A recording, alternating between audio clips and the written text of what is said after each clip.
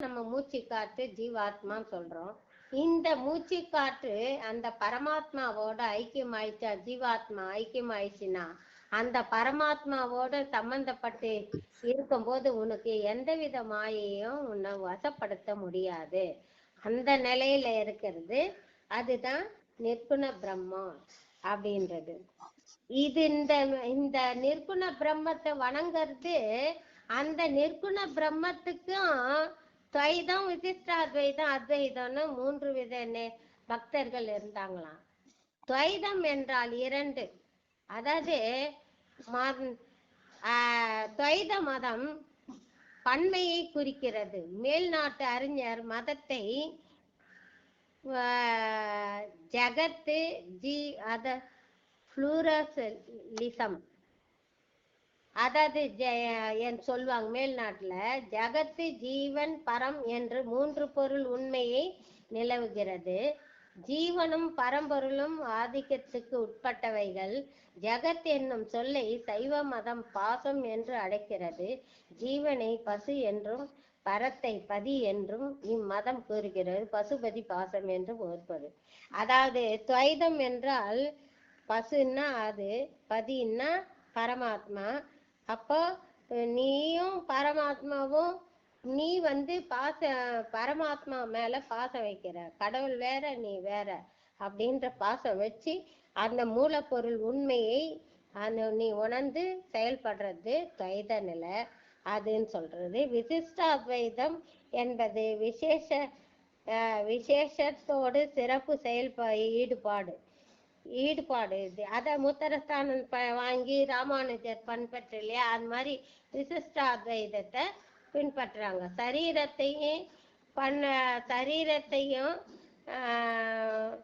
சரீரம் பரமாத்மாவுக்கு சரீரம், ஜீவனோட சரீரம், அந்த ஜீவனும் பரமாத்மாவுக்கும் சரீரம் என்று ஆகி சரீரத்தையும் இதை உடைய பலனையும் 2ஆக பிரிக்க முடியாது.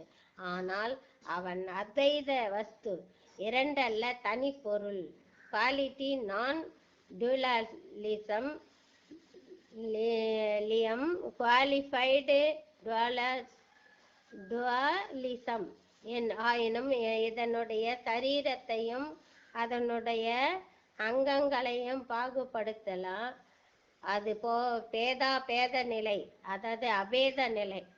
இங்க வேறுபாடு கிடையாது. வேறுபாடு பிளஸ் ஒற்றுமை நிலை 2ம் கூறுவதுதான் விசிஷ்டாத்வைதம். அத்வைதம் என்றால் 2அற்றது. ஜகத்தும் ஜீவனும் பரமாத்மா பிரகிருதி ஆகின்றன. பிரகிருதியும் புருஷனும் 2 அல்ல, ஒரே வஸ்து தான். இது 2. இவன் பரமாத்மாவோட ஐக்கியமாகிடலாம். பரமாத்மா ஒருவர் இருக்கிறாரு விசிஷ்டாத்வைத்துல. அத்வைத்தத்துல பரமாத்மா வேற, ஜீவாத்மா வேற.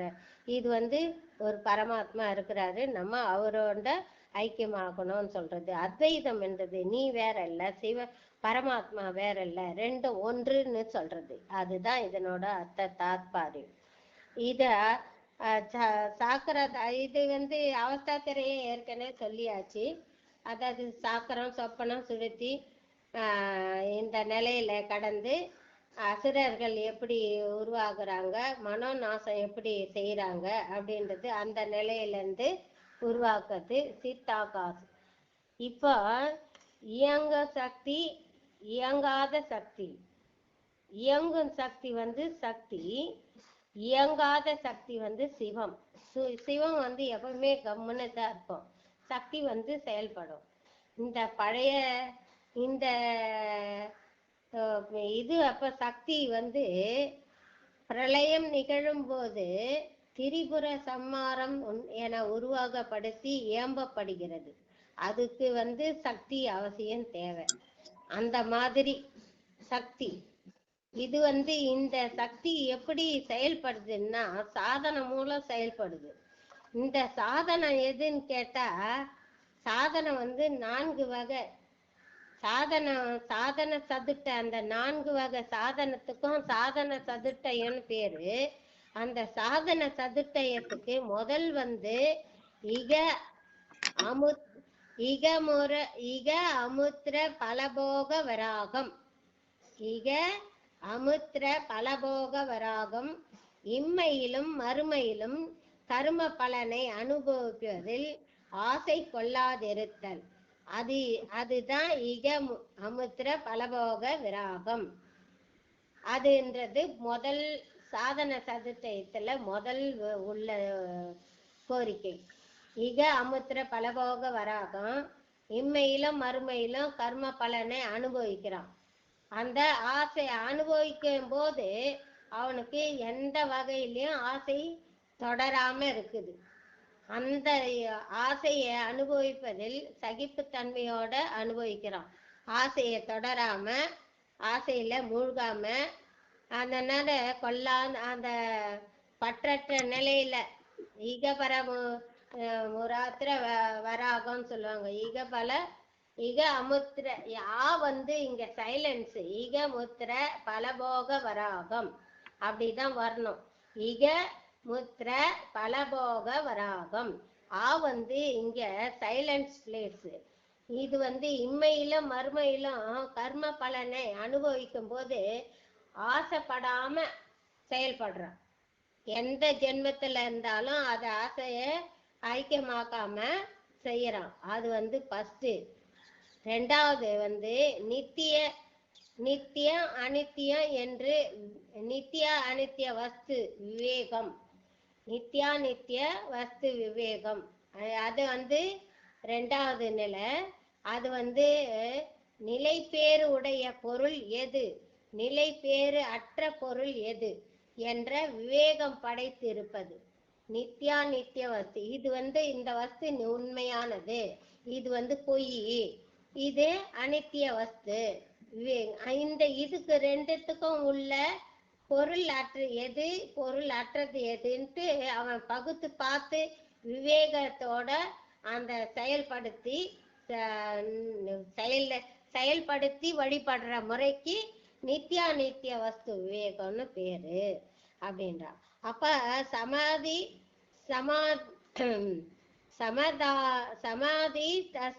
சம்பத்து, அதான் சமத மாதிஷ்ட சம்பத்து, சமாதி சம்பத்துன்னு சொல்லுவாங்க. அதாவது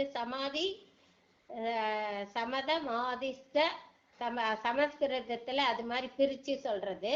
ஆனா இதுக்கு சமாதி சட் சம்பத்து அப்படின்னு சொல்லுவாங்க. இது சமம், தமம், விடல், சகித்தல், சமாதானம், சிரத்தை என்று 6 நிலைகள் இருக்கிறது. அதுதான் சமாதி சட் சம்பத்து.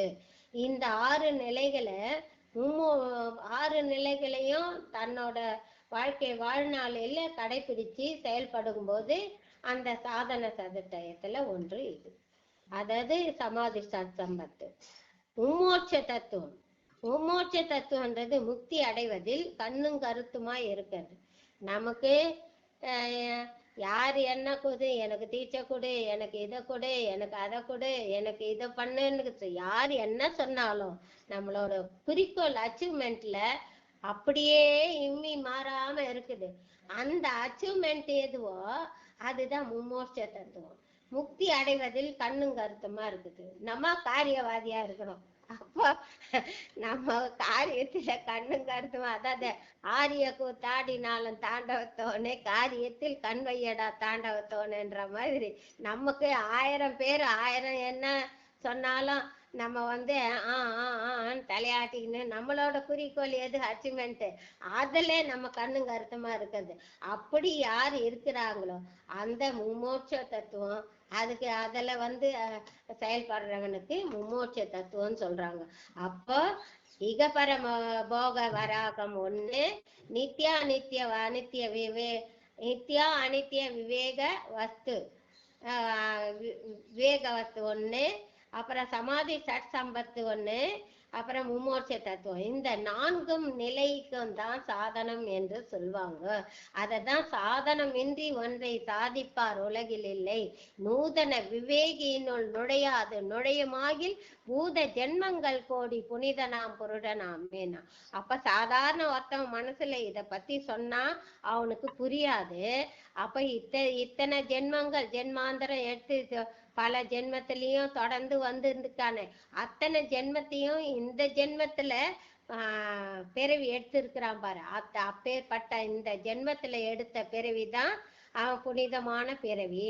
அந்த புனிதமான பிறவி அவன்தான் புனித புருஷன். எப்படின்னா இந்த சாதன நிலையை பின்பற்றி கடைசி நிலைக்கு மும்மோட்ச தத்துவம் அந்த நிலையை அடையிறான் பாரு, மோட்சத்தை அடையிறான் பாரு, அந்த அவன்தான் மகா புருஷன். 4-5 பொண்டாட்டி வச்சுக்கின்னு 40 பிள்ளைங்களை பெத்துக்கின்னு நான் தான் இந்த ஊருக்கே இந்த பொண்டாட்டி என் புருஷன் அப்படின்னு பெருமை பீத்தாம்பரமா வாட்டிக்கிறவன் அத்தனை பேரும் புருஷன் கிடையாது. இப்பேற்பட்டவன் மும்மோட்ச தத்துவத்துல இருக்கிறவன் வரபோக சமுத்திர போக வராகத்தை வெல்றவன், நித்திய வஸ்து விவேகத்தை வைராகியத்தோடு அதில் செயல்படுறவன், சமாதி சத் சம்பத்தா இருந்து சமம், விடல், சகித்தல், சமாதானம், சிரத்தை என்ற அந்த 6 குணம் இதுவிலையும் சம நோக்கோடு செயல்பட்டு அந்த சமநிலையை அடைந்து உணர்ந்து தீர்ந்து அந்த அதீத நிலையில மோட்ச தத்துவத்தை வென்று மோட்சத்தை அடைபவன் எவனோ அவனே மகா புருஷன். இதுதான் சாதன சதுர்த்தயம் சப்ஜெக்ட். ஜெயவோ.